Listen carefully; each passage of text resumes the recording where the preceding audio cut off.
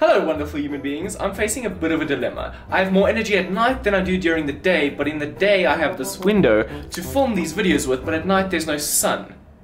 So I need to get some lights.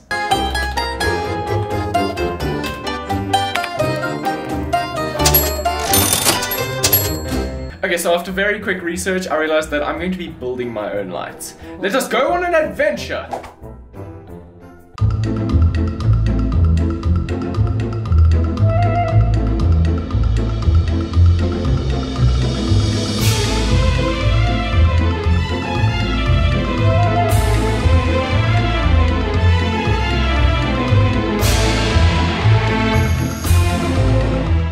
Alright guys, I'm back. So I picked up a couple things while I was at the store. I got one of these LED light bulbs. Actually I got 4, but for this video we only need 2. So 2 LED light bulbs. The reason we're going with LED is because we don't want our lights to flicker. I spoke more about this in my slow motion YouTube video.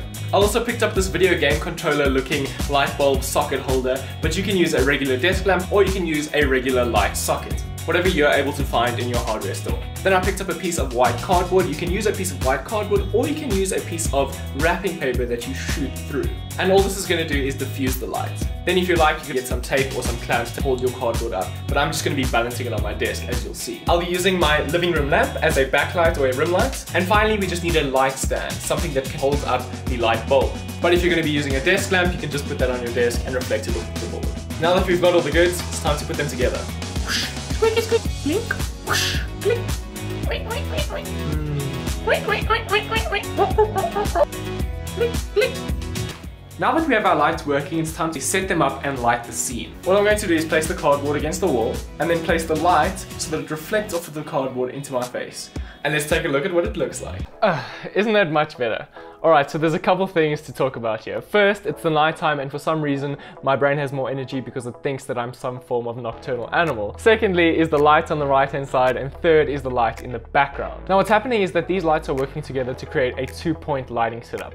A main light and a rim light or a hair light. So let's talk about the light on the right hand side first. Now all I've done is I simply leaned the cardboard against the wall on my table. Now you can either tape the cardboard to the wall, hang it from a light stand it on a chair, or whatever works for you. The reason that we're reflecting the light off of the cardboard and not using the bare bulb is that the bigger our light source is, the softer our light is going to be. And by reflecting the light off of the board, you're essentially increasing the size of the light source. If the board was smaller, the light source would be smaller. If the board was bigger, the light source would be bigger. But don't forget that the closer your light source is to your subject, the bigger it's going to be as well, and the softer the light is going to be. So there's no real point in setting up the light far away from where you are going to be, because then the relative size of the light is much smaller than your subject, and the light's not going to look good anyway. Another reason that I'm reflecting the light off of the board is to create a catch light in my eye that's more appealing. So if you look at my eyes, you'll see that there's a reflection. That's known as the catch light. Now the shape of the object that you're reflecting off of is going to be the same shape as the catch light in your subject's eye. So if you're reflecting off of a standard circular reflector, you're going to get more of a round catch light in the eye, which looks more natural.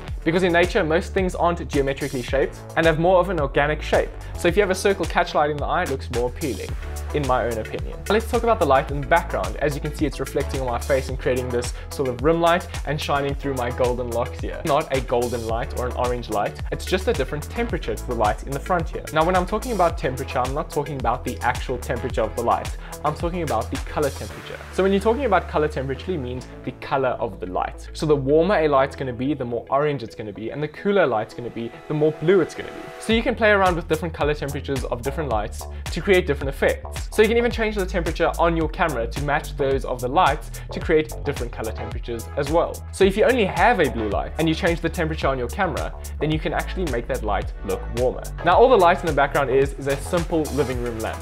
Now you can use a living room lamp, you can use a desk lamp, you can use candles, a window if you're shooting this during the daytime, or you can use your computer screen.